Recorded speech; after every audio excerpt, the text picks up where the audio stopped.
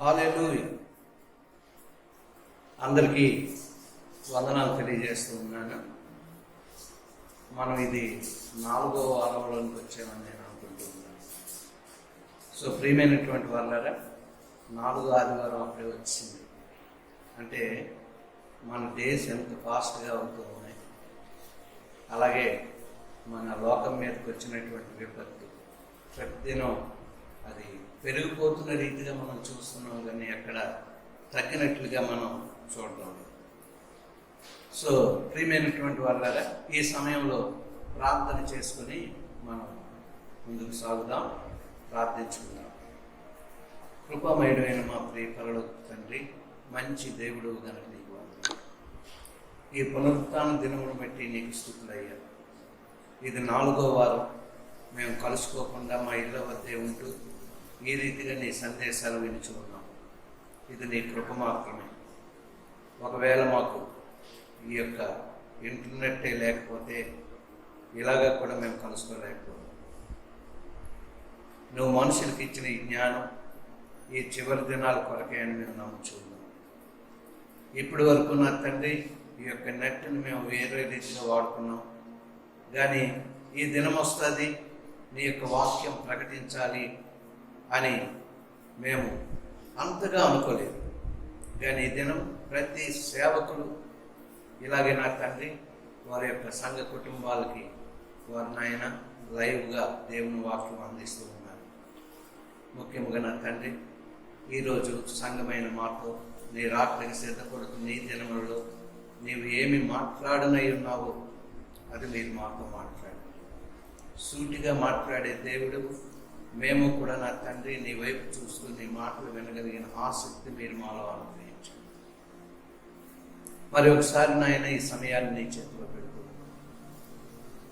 నా తండ్రి, చూస్తున్న దేవుడవు, 2-3 నా నామం ఎక్కడ కూడి అందులో వారి మధ్యలో ఉంటానని సెలవిచ్చిన దేవుడవు, అందును బట్టి నీకు స్తుతులు. నీ సన్నిధి మా మధ్యలో అది మాకు చాలా వినగలిగే చెవి, గ్రహించగలిగే మనస్సు నేను మాకు అనుగ్రహించండి. మహిమ, ఘనత, ప్రభావం యేసయ్య వారి దివ్య నామం పెట్టి వేడుకుంటూ ప్రార్థిస్తున్నాము తండ్రి, ఆమేన్. సో కృపామయుడైనటువంటి తండ్రి మనతో ఉండి ఈ పరిస్థితుల్లో కూడా ఆయన వాక్యం వినడానికి దేవుడు కృప చేశాడు.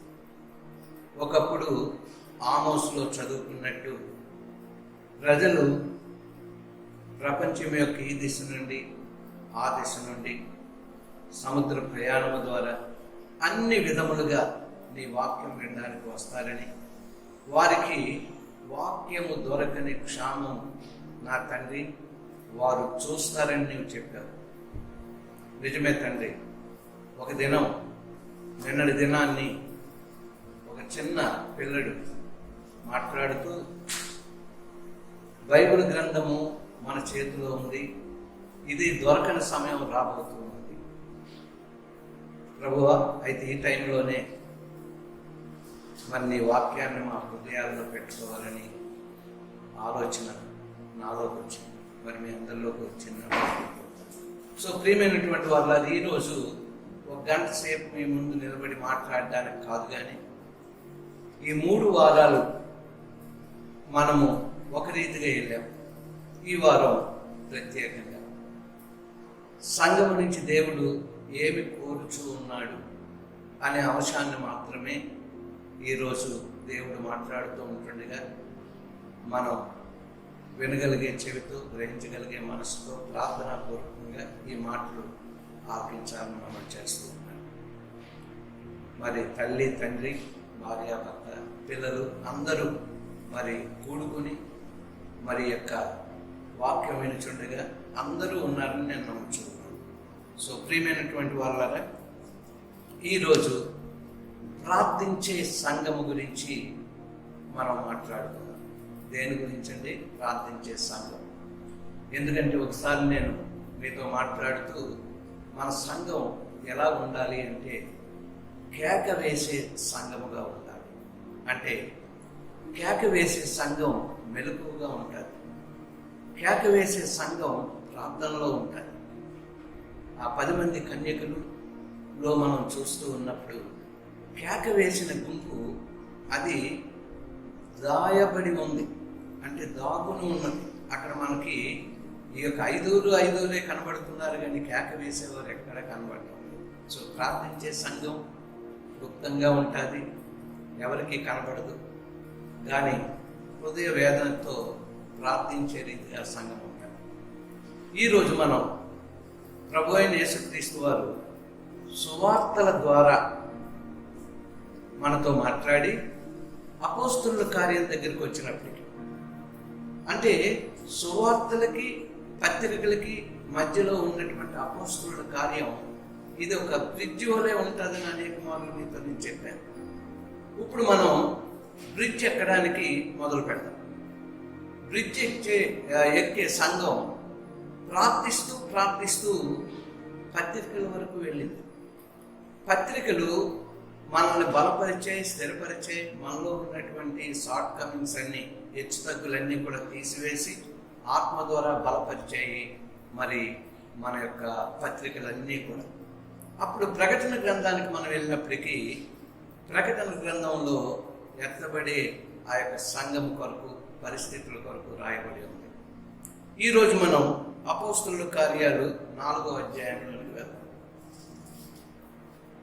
మరి ఆదివారం ఈ పునరుత్థాన దినంలో మీరు విన్న తర్వాత మనం ఏం చేయాలి అంటే, ఈ ఆదివారానికి మనం చూసినట్లయితే నెక్స్ట్ డే 20th అవుతుంది.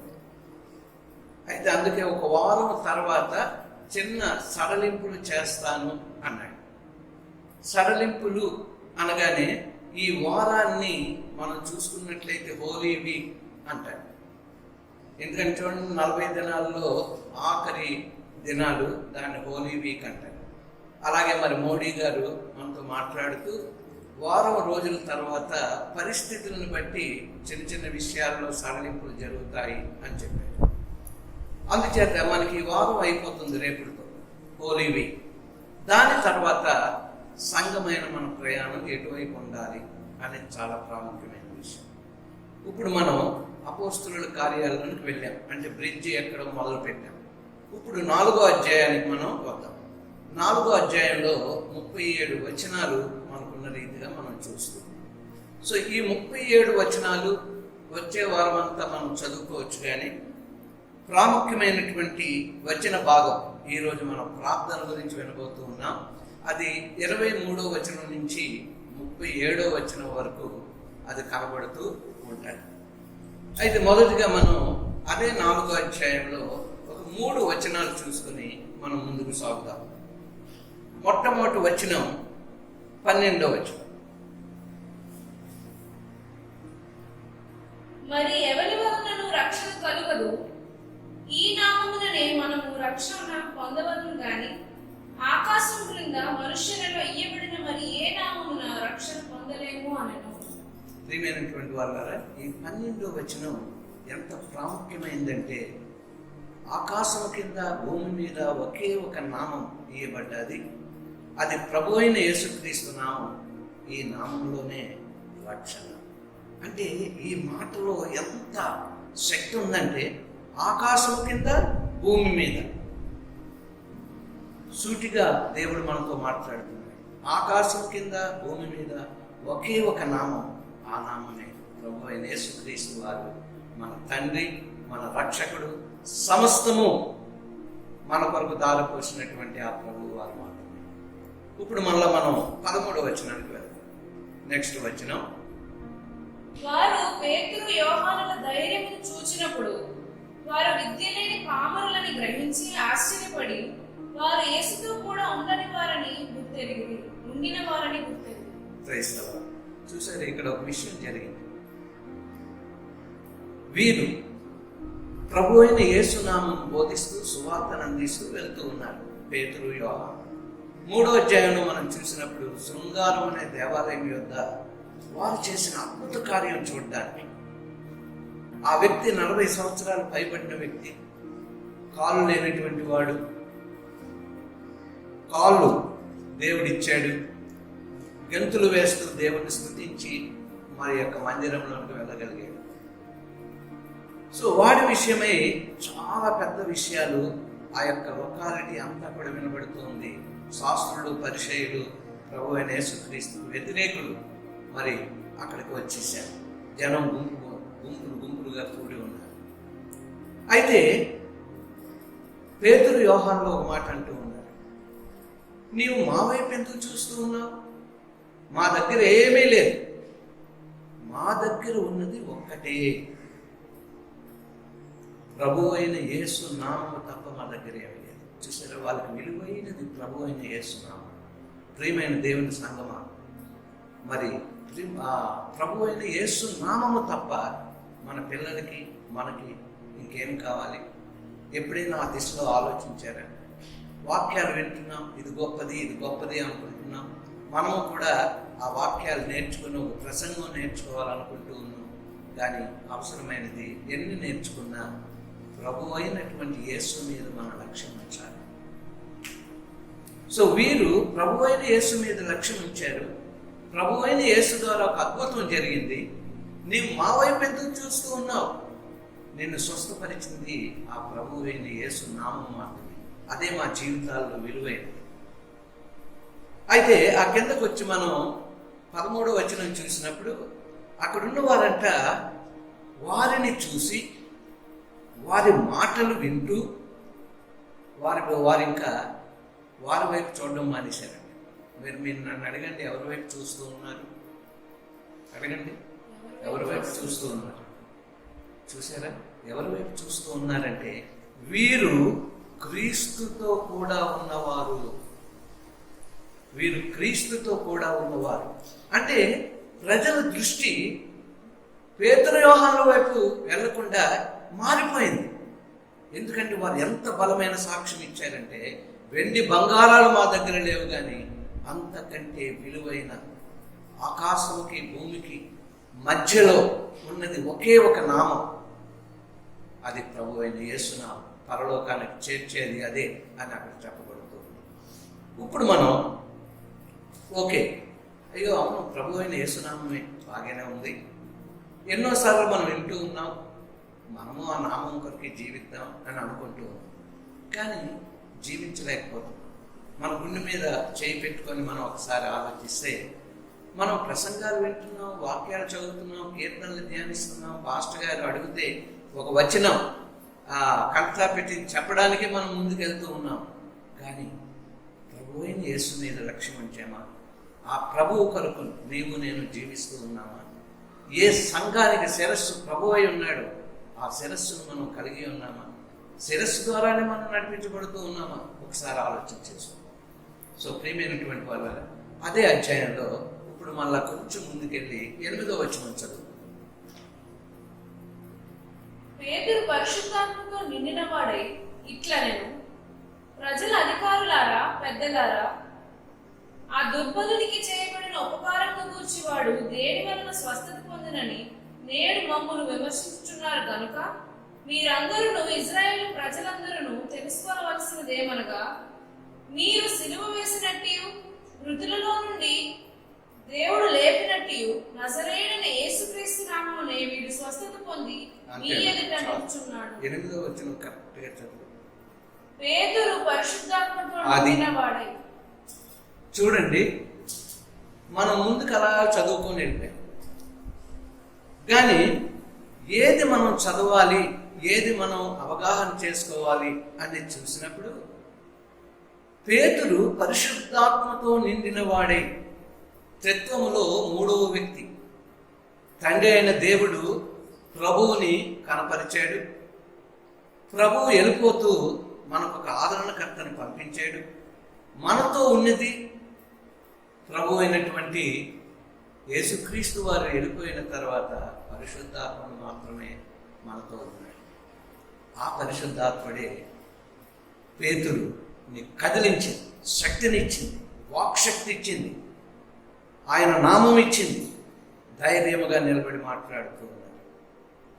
ఎవరు వీరు అని చూసినప్పుడు వీరు పామరులే, వీరు జాలర్లే, వీరికి శక్తి ఎక్కడి నుంచి వచ్చింది? వీరు క్రీస్తుతో ఉన్నటువంటి వారు. అంటే పరిశుద్ధాత్ముడు ఏం చేశాడంటే క్రీస్తుని యొక్క స్వరూప్యముతో వారిని నింపాడు. అందుకే వారు కూడా ధైర్యంగా అంటూ ఉన్నారు, మా యొద్ద ఏమీ లేదు, యేసు నామం మాత్రమే ఉంది. చూసిన వారు కూడా వీరు యేసుతో ఉన్నారు. అంటే ప్రియమైన దేవుని సంగమా, మీరు నేను క్రీస్తుని శిరస్సుగా కలిగి ఉన్నామా? ఒక్కసారి ఆలోచన చేసుకుందాం. ఇప్పుడు మనం దేవుని యొక్క వాక్య భాగంలోనికి స్లోగా 1, 2, 3, 4 పాయింట్లలోనికి మనం వెళ్దాం. మీరు పాయింట్ల మీద మనసు పెట్టద్దు, కానీ దేవుని వాక్యం మీద మనసు పెట్టండి.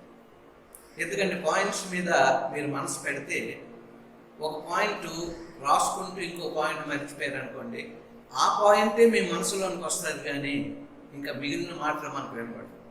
పక్కన ఉన్న వాళ్ళని అడుగుతాం, అదేంటి ఆ రిఫరెన్స్, ఏం చెప్పేది 4వ పాయింట్ అని అడుగుతూ ఉంటాం.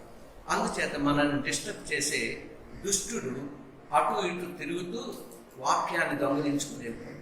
ఎందుకంటేనంట పక్షులు వాటిని ఎత్తుకొని వెళ్ళిపోతాయి. అంచేత మనం ఎత్తుకొని వెళ్ళిపోయే రీతిగా దేవుని వాక్యాన్ని మనం ఉంచుకోవాలి. మనం దాన్ని హృదయంలోనికి అంగీకరించలేదు. ఇప్పుడు వరకు మనం కొంచెం ఇంట్రడక్షన్ భాగంలాగా మనం విన్నాం. ఆకాశం కింద భూమి మీద ఒకే ఒక నామం అని విన్నాం. ఆ నామం వెండి బంగారాల కంటే గొప్పదని శిష్యులు చూశారు అని విన్నాం.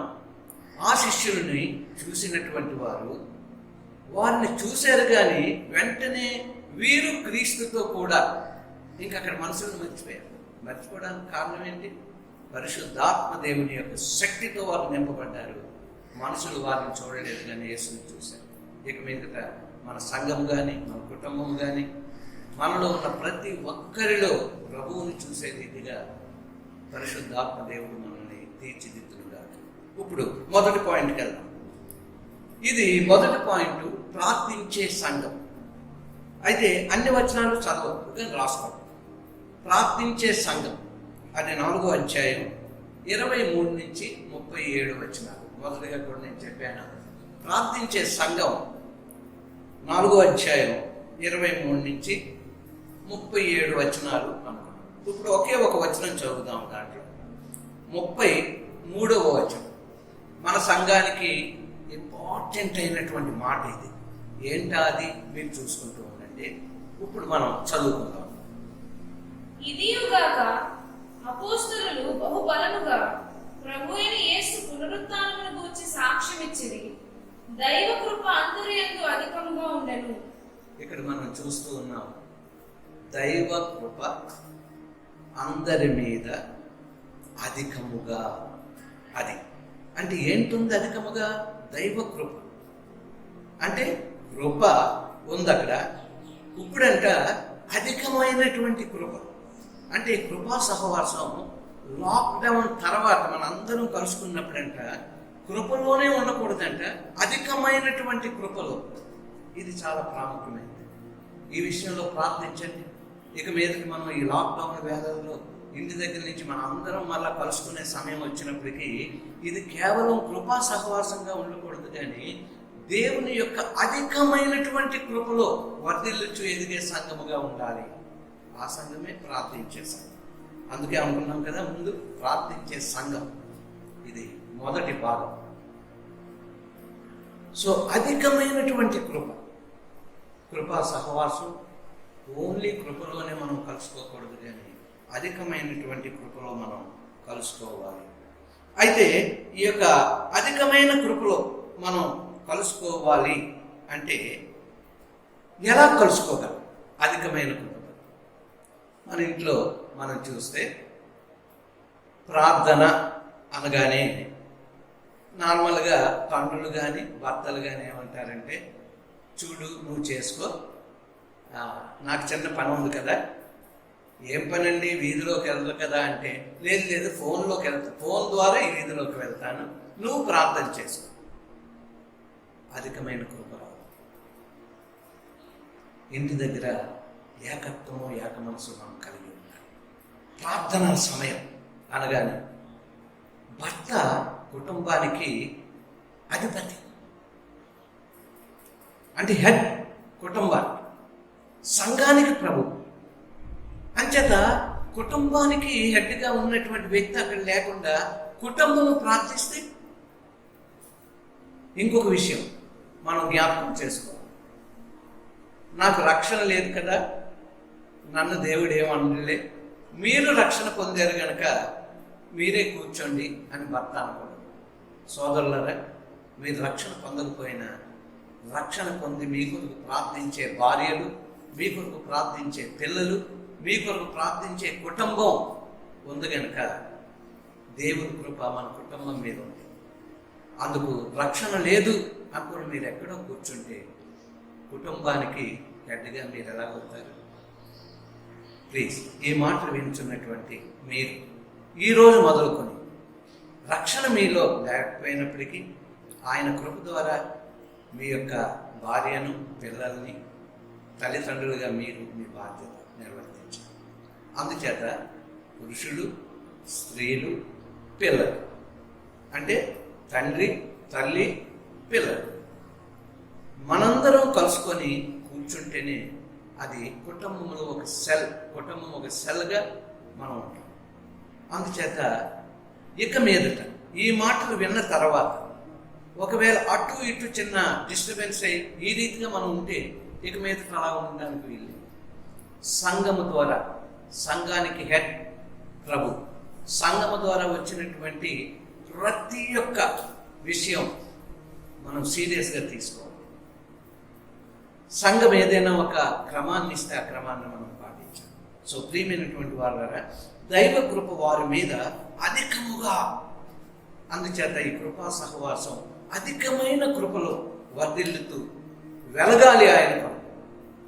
అప్పుడు పేతురు, యోహానుని ఎవరిని వెంబడించారో ఆ ప్రభువుని వారు జ్ఞాపకం చేసుకున్నారు. పేతురు, యోహాను మరిచిపోయి, అలాగే మన కుటుంబాన్ని ఎవరు చూడకూడదు, కానీ మన కుటుంబాన్ని నడిపిస్తున్నటువంటి కృప కలిగిన ప్రభువు, రక్షణ ఇచ్చిన ప్రభువు ఆయన మాత్రమే చూస్తూ ఉన్నారు. ఇప్పుడు మనం ఒక మాట చదువుకున్నాం. అంటే కుటుంబం అంటే ఏంటి? ఈ కుటుంబాన్ని దేవుడు ఎప్పుడు అంగీకరిస్తాడు? ఈ కుటుంబములో ఆయన కృప అధికముగా ఉండాలి అంటే ఎలా అని అడగండి. ఇప్పుడు 1 కొరింథీ 15వ అధ్యాయం, 1 కొరింథీ 15వ అధ్యాయం, 1 కొరింథీ 15వ అధ్యాయం అందరూ తీస్తున్నారు కదా, 3వ వచనం నుంచి చదువు. నాకు ఇయ్యబడిన ఉపదేశమును మొదట మీకు అప్పగించుకుని, అదేమనగా లేఖనముల ప్రకారము క్రీస్తు మన పాపముల నిమిత్తము మృతి పొందెను, సమాధి చేయబడెను, లేఖనముల ప్రకారము 3వ దినమున లేపబడెను, ఆయన కేఫాకును తరువాత 21వ వచనం కూడా చదువు. మనుష్యుని ద్వారా మరణం వచ్చెను గనుక మనుష్యుని ద్వారానే మృతుల పునరుత్థానమును కలిగెను. ఇక్కడ మనం చూస్తూ ఉన్నప్పుడు మనుష్యుని ద్వారా మరణం వచ్చింది, ఆ మనుష్యుని ద్వారానే పునరుత్థానం. అంటే ఫస్ట్ యాడమ్ ద్వారా మరణం వచ్చింది, రెండవ ఆదాము ద్వారా జీవం వచ్చింది. అనేక మార్లు మనం చూసుకున్నాం. మొదటి గ్రంథం 5:5లో మరణం సంభవించింది, ఆఖరి పుస్తకమైన రెవల్యూషన్లో 5:5లో అక్కడ జీవం వచ్చింది. అక్కడ మొదటి ఆదాము కనబడుతూ ఉన్నాడు, మరణించాడు. ఇక్కడ రెండవ ఆదాము జీవించాడు. అంటే ఇప్పుడు 3వ వచనం 21వ వచనం మనం చదువుకున్నాం. 3వ వచనంలో ఏముందంట, ఏ సాక్ష్యం మనం విన్నాం అన్నది చూసుకున్నట్లయితే 3వ వచనం ఒకసారి మనం చూసుకుంటే అక్కడ ఏమని ఉందంటే, ప్రభువు ఆయన మన కొరకు చనిపోయి పాతిపెట్టబడి 3వ దినమున తిరిగి లేచను. ఇది సంపూర్ణమైన సాక్ష్యం. అపోస్తలుడైన పౌలు దీని మీదే బేస్ అయ్యాడు. ఆయన మనకు నేర్పుతున్నది కూడా అదే, మనకు నేర్పుతున్నది అదే. ఏంటి అది అనుకున్నట్లయితే, అది చనిపోయి పాతిపెట్టబడి తిరిగి లేచిన క్రీస్తును గురించి మాట్లాడుతూ ఉన్నారు. 21వ వచనానికి మనం వచ్చి చూసినట్లయితే, మనుష్యుని ద్వారా మరణము వచ్చెను గనుక, అంతేనండి, చాలు. మనుష్యుని ద్వారా మరణం వచ్చింది అని విన్నాం. ఆ మనుష్యుని ద్వారానే మళ్ళీ జీవం వచ్చింది. అంటే ప్రభు అయిన యేసుక్రీస్తు వారు సంపూర్ణ మానవుడు, ఆయన దైవ కుమారుడే. అంటే సంపూర్ణమైనటువంటి దేవుని కుమారుడు, సంపూర్ణమైనటువంటి మనుష్య కుమారుడు. అందుచేత అపోస్తలుడైన పౌలు ఆ సాక్ష్యం తప్ప ఇంకే సాక్ష్యము తీసుకోలేదు. పేతురు దగ్గరికి వెళ్ళినప్పటికీ పేతురు పరిశుద్ధాత్మ చేత నింపబడిన వాడే ప్రభువునే ఘనపరిచిన రీతి సంఘమైన మనం మన ప్రభువుని చూపెడుతున్నాము. ఇంట్లో తల్లిదండ్రులుగా పిల్లలుగా మనం ప్రభువుని చూపెడుతున్నామా అనేది చాలా ప్రాముఖ్యమైనది. సో ప్రియమైనటువంటి వాళ్ళ మనందరము దేవుని కృప ద్వారా అందరం కలుసుకున్నట్లయితే ఇప్పుడు మనం కృపా సహవాసంగా కలుసుకోం. మరి ఎలా కలుసుకుంటాం? కృపా సహవాసంగా కలుసుకో. మరి ఎలా కలుసుకుంటాం చెప్పండి ఎవరైనా? అధికమైన కృపతో. అంటే మన బుర్రలు ఇక్కడ లేవు, మన ఆలోచనలు ఇక్కడ లేవు. ఏదో మనం పని చేసుకుని వెళ్ళిపోదాం, విని వెళ్ళిపోదాం అని మనం అనుకున్నాం. నేను ఇప్పుడే మొట్టమొదట 2-3 సార్లు ట్రస్ట్ చేసి చెప్పాను, మనం ఈసారి కలుసుకున్నప్పుడు కృపా సహవాసంగా కలుసుకోకూడదు. ఈ లాక్డౌన్ అంట అధికమైన కృపను మనకు అనుగ్రహించడానికి. బిజీ బ్రతుకులలో దేవుడు ఎంత విశ్రాంతినిచ్చాడు. అలాగని పేదరికంలో మనం ఉంచలేదు, అలాగని ఆహారం లేకుండా మనం ఉంచలేదు. అలాగంటే కొందరు మీలో అనుకోవచ్చు, మీకు బాగా ఉంది కనుక తింటున్నారు, మా దగ్గర ఏమీ లేదు, చారు మెతుకులే అని మనం అనుకుంటూ ఉన్నాం. సో ప్రియమైనటువంటి వాళ్ళ అది కూడా లేని వారు ఎంతోమంది ఉన్నారు.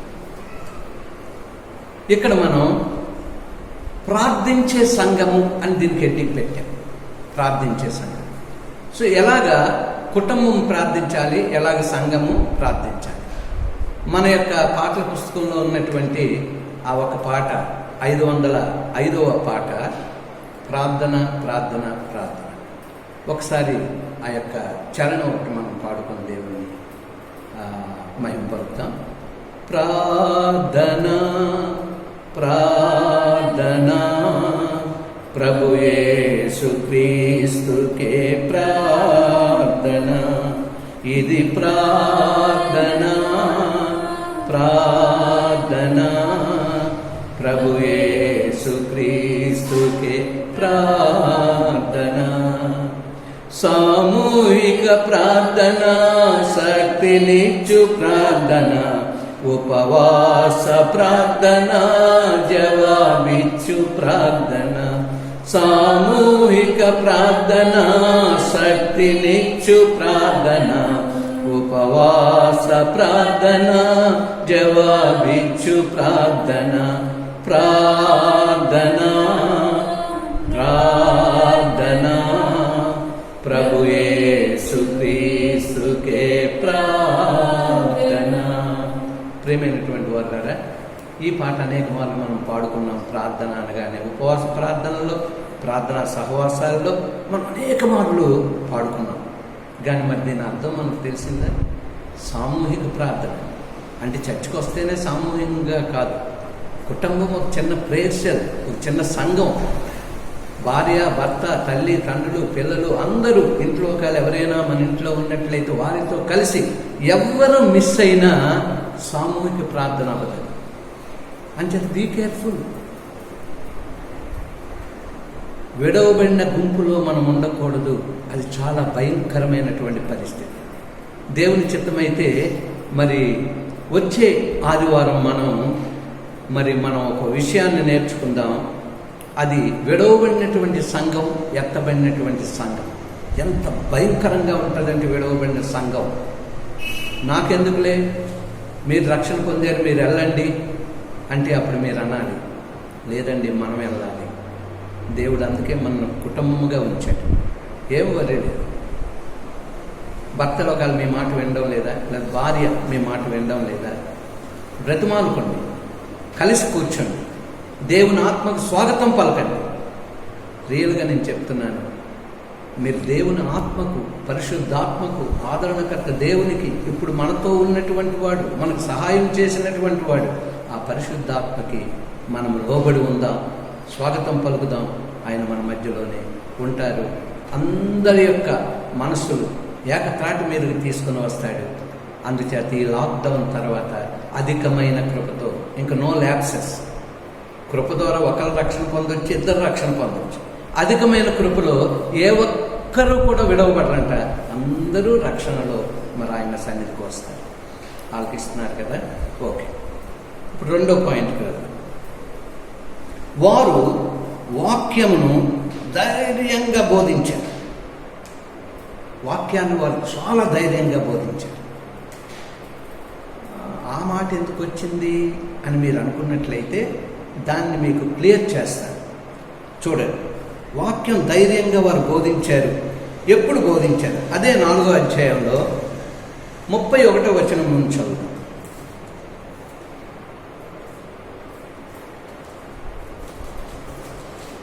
చూడండి, మీకు చెప్తున్నటువంటి మొట్టమొదట 4వ అధ్యాయంలోనే అపోస్తలుల కార్యం 31.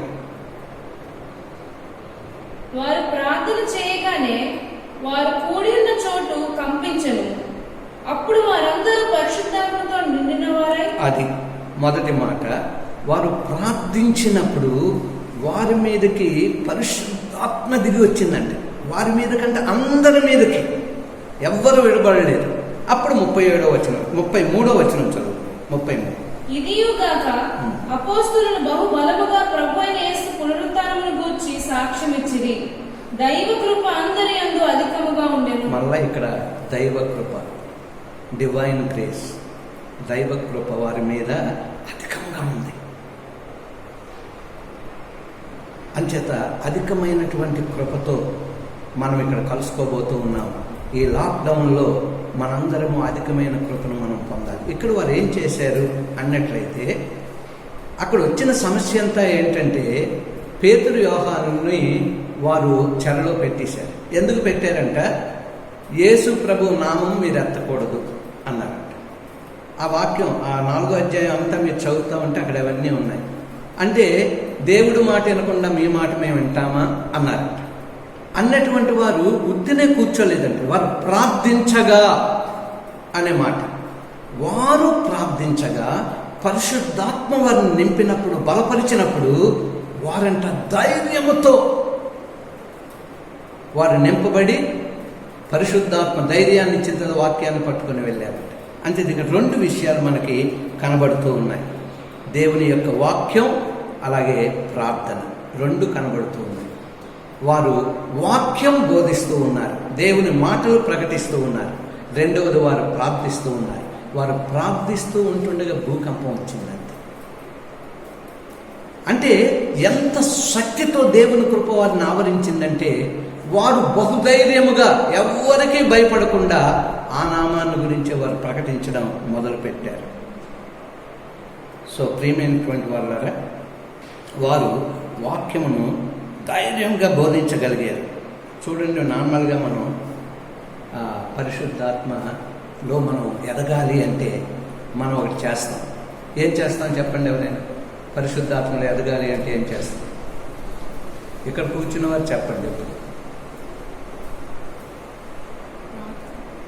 పరిశుద్ధాత్ముడా స్వాగతం భయ్యా, పరిశుద్ధాత్ముడా స్వాగతం భయ్యా, మా నాయకుడవు, మా నావికుడవు, మా బోధకుడవు, మా నాయకుడవు, మా నావికుడవు, మా బోధకుడవు.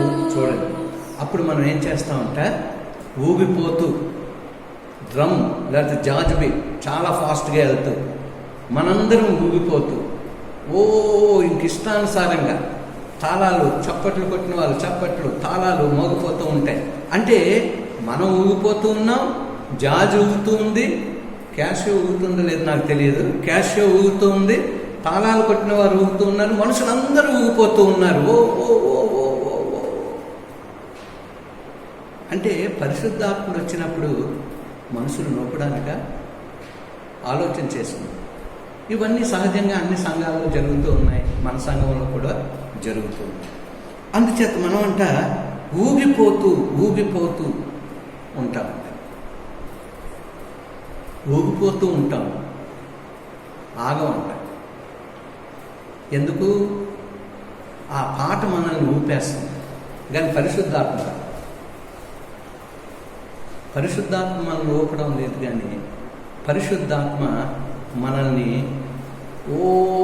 ఉప్పెల్లాగా ముందుకు నడిపిస్తూ ఉంది. ఒక్కసారి పాట అయిపోయిందని టక్మని ఆగిపోతున్నాడు. ఎంత ఊగుడు ఒక్క క్షణంలో ఆగి. కానీ పరిశుద్ధాత్మను పొందినటువంటి వారు ఆగేవారు కాదంటే వారు సాగేవారు. మరి ఊగకుండా ఏం చేయాలని మీరు అడగండి. ఓకే, ఏం చేయాలి అంటే ఊగి ఊగి ఆగడం కాదు. చూడండి, ఇప్పుడు మనం 23వ వచనం 24వ వచనం అదే అధ్యాయంలో 23, 24. వారు విడుదల నుండి తమ స్వజనుల యొద్దకు వచ్చి ప్రధాన యాజకులను పెద్దలను తమతో చెప్పిన మాటలన్నిటినీ వారికి తెలిపిరి. వారు విని ఏక మనస్సుతో దేవునికి ఇట్లు బిగ్గరగా మొరపెట్టిరి. నాథా, నీవు ఆకాశమును భూమిని సముద్రమును వాటిలోని సమస్తమును కలుగు చేసిన వాడవు. ఇక్కడ మనం చూస్తూ ఉంటుండగా ఏమి జరిగింది?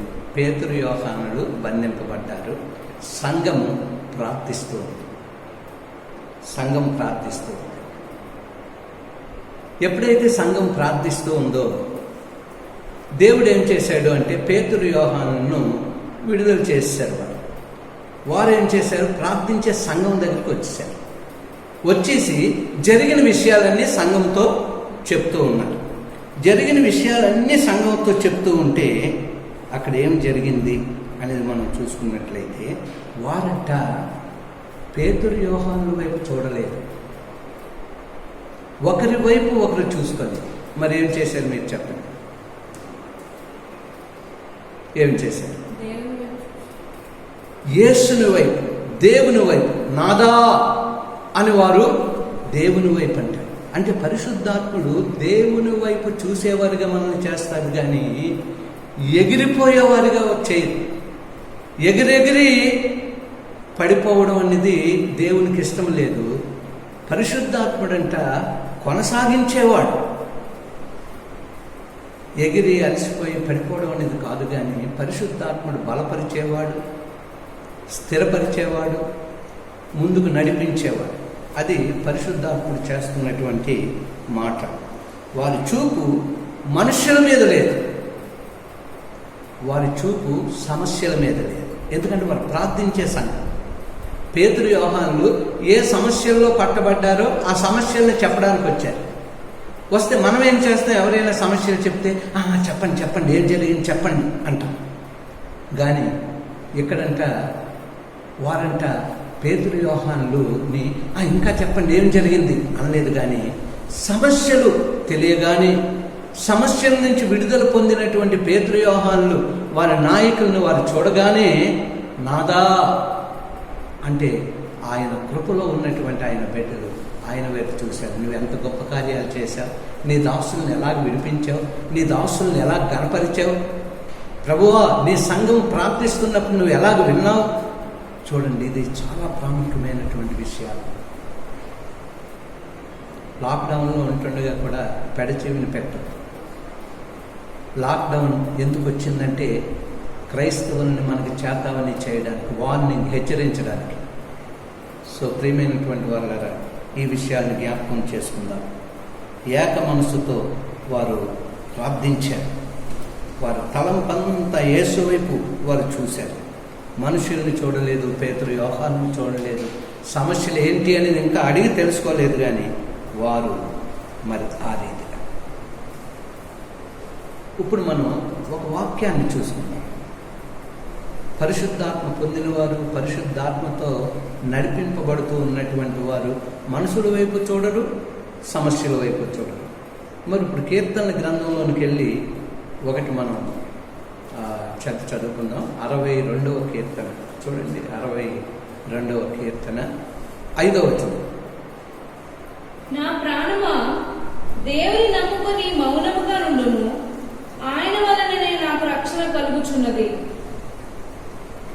చూడండి, అక్కడ 22:5 ఇంకొకసారి చదవండి. 62:5 అక్కడ ఒక మాట ఉంటుంది, నిరీక్షణ అన్నటువంటి మాట ఉంటుంది. నా ప్రాణమా దేవుని నమ్ముకొని మౌనముగా నుండుము, ఆయన వలననే నాకు నిరీక్షణ కలుగుచున్నది. హల్లెలూయా. ఇందాక రక్షణ కలుగుచున్నది అని మనం చదివాం. ఇప్పుడు అక్కడ ఏముందంటే మాట నిరీక్షణ. అంటే పరిశుద్ధాత్ముడు మనల్ని ఏం చేస్తుందంట, నిరీక్షించే స్థితిలో మనల్ని ఉంచుతాడు. ఎవరి వైపు నిరీక్షణ కలిగి ఉండాలి? యేసుని వైపు నిరీక్షణ కలిగి ఉండాలి. మన హెడ్, మన తలగా ఉన్నటువంటి ప్రభువుని సంఘం చూస్తూ ఉండాలి. సో అక్కడ ఆ నిరీక్షణ మనం కలిగి ఉన్నప్పుడు మాత్రమే మొర్ర పెట్టే స్థితిలోనికి మనం వెళ్తామంట. యేసు వైపు మనం చూస్తూ ఉన్నప్పుడు మనం గోజాడేవారిగా, మొర్ర పెట్టేవారిగా మనం ఉంటామంట. ఆకాశం వైపు మన కన్నులు ఎత్తేవారిగా మనల్ని దేవుడు ఉంచుతాడంట. అందుచేత అది నా నిరీక్షణగా ఉండాలి, అది మన నిరీక్షణగా ఉండాలి. సో ప్రియమైనటువంటి వాళ్ళరా, ఇప్పుడు మనం 3వ పాయింట్కి వెళ్దాం. 29వ వచనం చదువుకున్నాం. 4వ అధ్యాయం అపోస్తుల కార్యం 4వ అధ్యాయం 29వ వచనం మనం చదువుకుందాం. ప్రభువా, ఈ సమయమునందు వారి బెదిరింపులు చూచి రోగులను స్వస్థపరచుటకును నీ పరిశుద్ధ సేవకుడైన యేసు నామము ద్వారా సూచక క్రియలను మహత్కార్యములను చేయుటకును నీ చేయి చాచి ఉండగా నీ దాసులు బహుధైర్యముగా నీ వాక్యమును బోధించినట్లు అనుగ్రహించుము. ఇక్కడ చూడండి, అన్ని సమస్యల్లో కూడా వారు ఒకటి అంటూ ఉన్నారు. వారు ఈ రీతిగా మొరపెడుతూ ఉన్నారు, వారు ఈ రీతిగా ప్రార్థిస్తూ ఉన్నారు. అద్భుతములను చేసే నీ శక్తిని మేము చూసాం. రోగాలను బాగు చేసే, దయ్యాలను వెళ్ళగొట్టే అద్భుతమైన శక్తిని మా సువార్తలో మేము చూసాం. అటువంటి కార్యాలు నీవు చేస్తూ ఉన్నావు. అందుచేత ఇంకా మాకు ధైర్యం అనుగ్రహించు. నీ వాక్యానికి విధేయత, అంటే నీ ఆజ్ఞకు విధేయత మేము చూపెట్టేవారిగా, నీ ఆజ్ఞకు విధేయత చూపెట్టేవారిగా, నీ వాక్యానికి విధేయత చూపెట్టేవారిగా, నువ్వు చేస్తున్న కార్యాలు చూసి ఇంకా నీ యొక్క సాక్ష్యం ద్వారా, నీ యొక్క వాక్యము ద్వారా మేము ప్రజల్లోనికి వెళ్ళేలా, అంటే వీరు ఆజ్ఞకు విధేయత అవుతూ ఉన్నారు.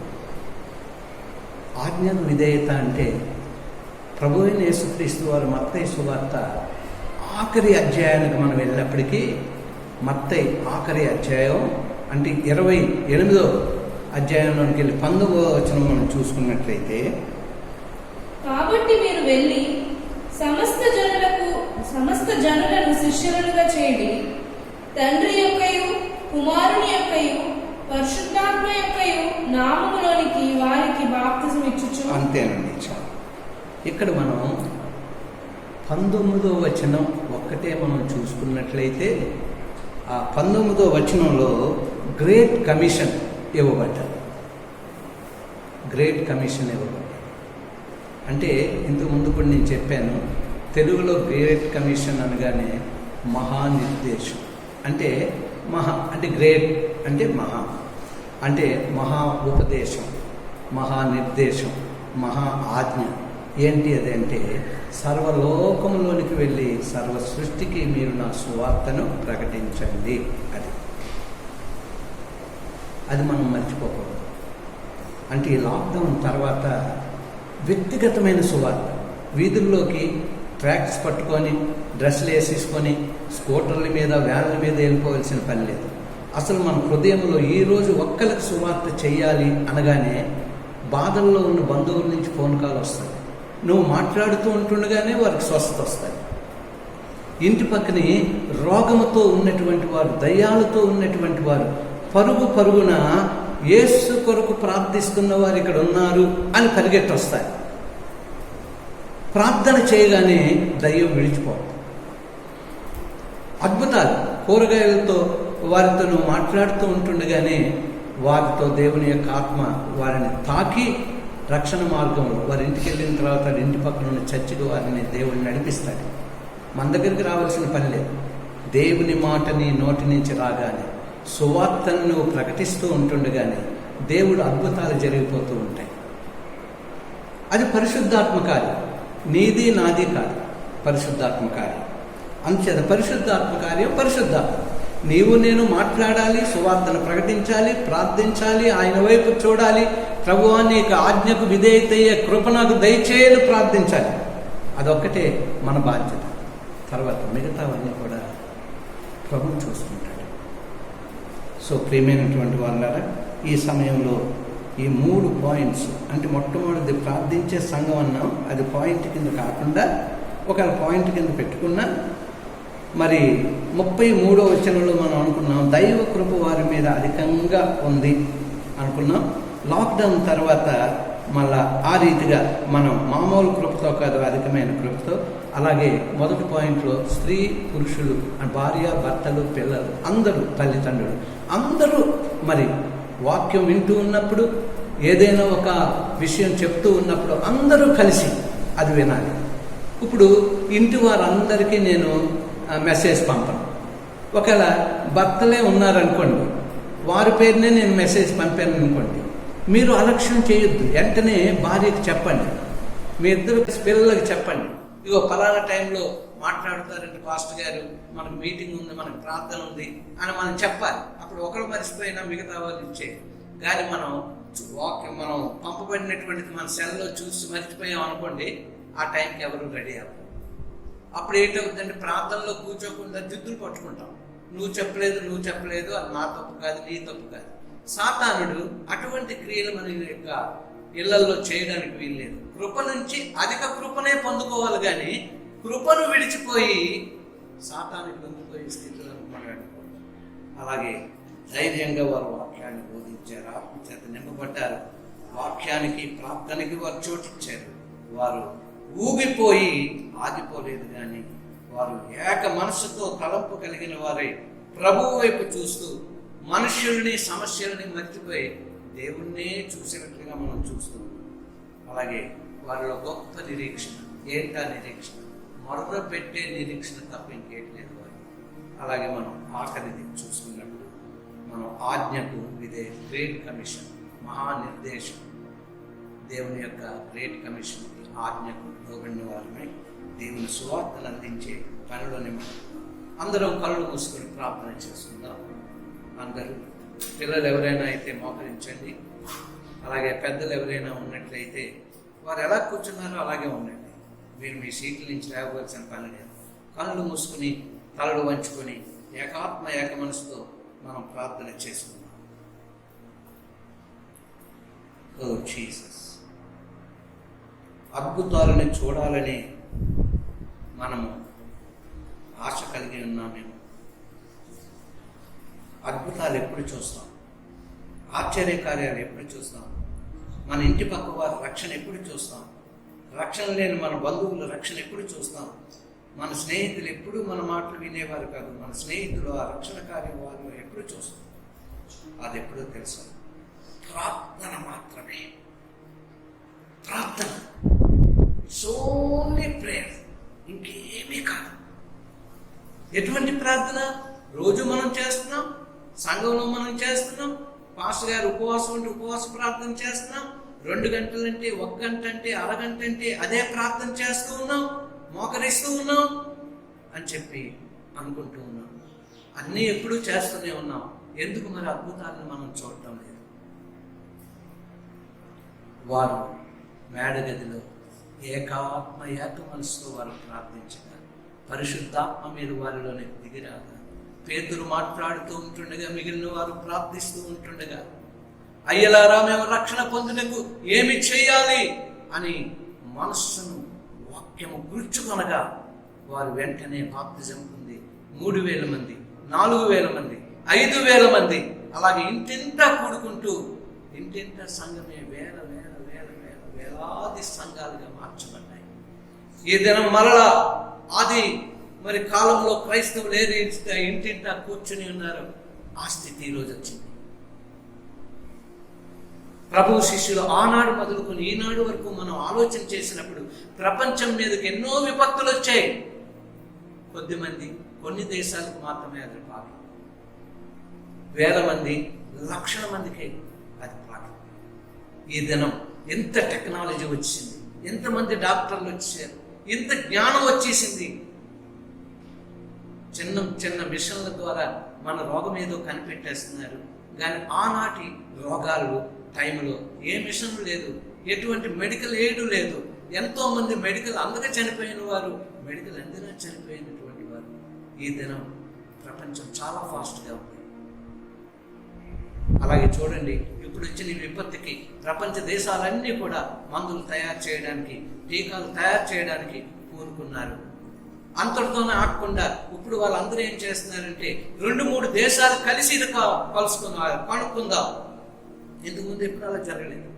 వారి దేశమే వారికి పెద్దది కావాలని చెప్పి ఒకరితో తలంపులే లేదు.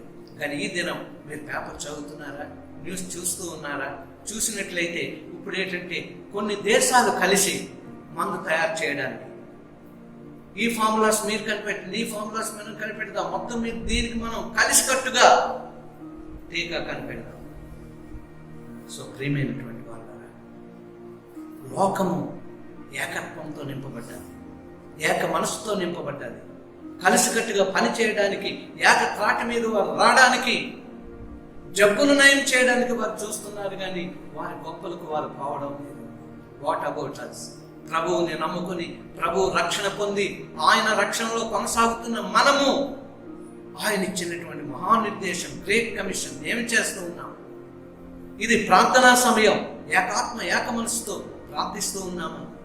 నిరీక్షణతో ఆయన గొప్ప కార్యాల కొరకు చూస్తూ ఉన్నామా? రాకడలో ఎత్తబడే సంఘముగా మనం ఉండాలి అని నిరీక్షణ మనం కలిగి ఉన్నామా?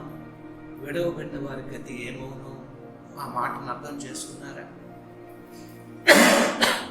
పాటను పాడటమే కాదు, కానీ ఆ మాటను అర్థం చేసుకున్నారు. విడవబడిన వారి గతి ఏమో అంటే అర్థం తెలుసా? అటువంటి బాధ మనం ప్రపంచంలో ఎప్పుడు చూడలేదు, మన జీవితంలో ఎప్పుడు అనుభవించలేదు. కొండలకు పరిగెడతారంట, మా మీద పడిపోండి మేము చచ్చిపోతాం. కొండలు వారి మీద పడవు, మరణం వారి దగ్గరికి రాదు, మహాభయంకరం, వేదన భరించలేం, చావు మనకు రాదు. ఆలోచించండి. ప్రార్థిస్తున్నాం మనం, కన్నీరు విడిచే సమయం, మోకరించి ప్రార్థించే సమయం, విలపించే సమయం, మూలిగే సమయం, మొదలుపెట్టే సమయం. ఆలోచన చేయండి. పాస్టర్ గారు చెప్పినప్పుడే మోకరిద్దాం, లేకపోతే యూట్యూబ్లో ఏదో ఒకటి చూసుకొని మోకరిద్దాం. అలా కాదు. అన్ని విషయాలు వెండవు కాదు. నువ్వు నేను ఏది పోగొట్టుకున్నామో, సంఘము ఏది పోగొట్టుకుందో ఆ ప్రార్థనాత్మను తిరిగి ఇవ్వమని, విజ్ఞాపనాత్మను తిరిగి ఇవ్వమని ప్రభు సన్నిధిలో వేడుకుందాం. ఏకాత్మ ఏక మనసుతో అరగంట గంట ప్రార్థించడానికి ప్రయత్నిద్దాం. ఓ జీసస్, కృపామయుడైన తండ్రి, కృపా సహవాసంతో మీరు మాట్లాడారు. లాక్డౌన్ తర్వాత కృపా సహవాసంగా కలుసుకోకూడదు. అది నా చిత్తము కాదు. అధికమైన కృపతో మీరు కలుసుకోవాలి అని మీరు మాతో మాట్లాడారు. ఎంతగా కృపా సహవాసం పట్ల నీ శ్రద్ధ అయ్యా, ఎంతగా కృపా సహవాసం పట్ల నీ కంటి చూపయ్యా. ఆలోచన చేసుకుంటున్నాం. ఆత్మదేవుడా మమ్మల్ని బలపరచండి, నీ ఆత్మతో నింపండి. మనుషుల వైపు, అద్భుతాల వైపు కాకుండా, నాయన సమస్యల వైపు కాకుండా, నా తండ్రి నీ వైపు చూసే అయ్యో మాకు నేత్రములు నీవు అనుగ్రహించమని ప్రార్థిస్తాం. మేమందరం ఈ లాక్డౌన్ తర్వాత కలుసుకున్నప్పుడు నాయన అధికమైన కృపతో ఒకరిని ఒకరు చూసుకుంటూ ఉన్నప్పుడు గంతులు వేసి నిన్ను స్తుతించే రీతిగా నీ కృపను దయచేయి ప్రభువా. ఒకవేళ నీ రాకడే వచ్చేస్తే, నీ రాకడ ఎలాగొస్తుంది? దొంగవలే అన్నావయ్యా. ఒకవేళ ఈ క్షణంలో అయ్యో ఈ రాత్రికి, ఇగో తెల్లవారుజామున అన్న రీతిగా నా తండ్రి మధ్యాహ్నమా సాయంత్రమా మాకు తెలియదు, నీవే అన్నావు నాకు తెలియదు. ఆ సమయం ఆ గడియ తండ్రి చేతిలో ఉన్నదని నీవన్నావు. అయితే ఏ క్షణంలోనో మాకు తెలియదు కనుక నాయన నిత్యము మా కుటుంబం ఏ క్షణంలో నా తండ్రి నీవు పిలిచిన మేము, మా కుటుంబాలు, మా సంఘాలు, క్రైస్తవ నా తండ్రి సమాజము, సార్వత్రిక సంఘాన్ని నీవు సిద్ధపరచమని మేము ప్రార్థిస్తున్నాం. సహాయం చేయండి. ఆత్మదేవుడు మమ్మల్ని బలపరచండి, మహిమ పొందండి. యేసయ్య వారి దివ్యనామం బట్టి వేడుకొంచు ప్రార్థిస్తున్నాం తండ్రి. ఆమేన్. యేసు రక్తమే శిలువ రక్తమే ప్రభు యేసు నామమున సంపూర్ణమైన విజయం కలుగును గాక. ఆమేన్. నా ప్రాణమా యెహోవాను సన్నిధించుము, నా అంతరంగమున సమస్తమైన పరిశుద్ధ నామమును సన్నిధించుము. నా ప్రాణమా యెహోవాను సన్నిధించు, ఆయన చేసిన ఉపకారములలో దేన్ని ఆమె. పరమ తండ్రి అయిన దేవుని ప్రేమ, కుమారుడైన యేసుక్రీస్తు వారి కృప, పరిశుద్ధాత్మ దేవుని యొక్క దివ్య సన్నిధి సహవాసం ఆయన రాకడికి సిద్ధపరిచి ఎత్తబడే గుంపులో నుంచి నడిపించుకోవచ్చు కాపాడును కాక. ఆమె. హల్లెలూయా, హల్లెలూయా, హల్లెలూయా. అందరికీ వందనాలు. ప్రభువు మిమ్మల్ని దీవించును.